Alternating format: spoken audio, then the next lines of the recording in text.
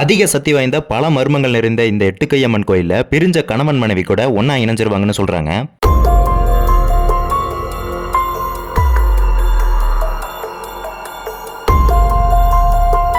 இந்த கோயில் நாமக்கல் மாவட்டம் கொல்லிமலையில எட்டுக்கை அம்மன் அப்படின்ற பேர்ல தாங்க அமைஞ்சிருக்கு.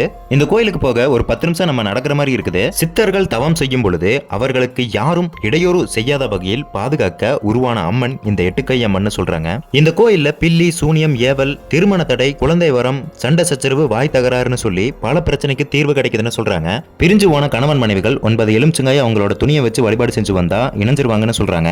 அங்க இருக்கிற ஒருத்தர் மரத்தோட 3 காய்களை கையில எடுத்து வச்சுக்கிட்டாப்ல. அதுல சென்டர்ல இருக்கிற காய் மட்டும் தன்னால சுத்துச்சு.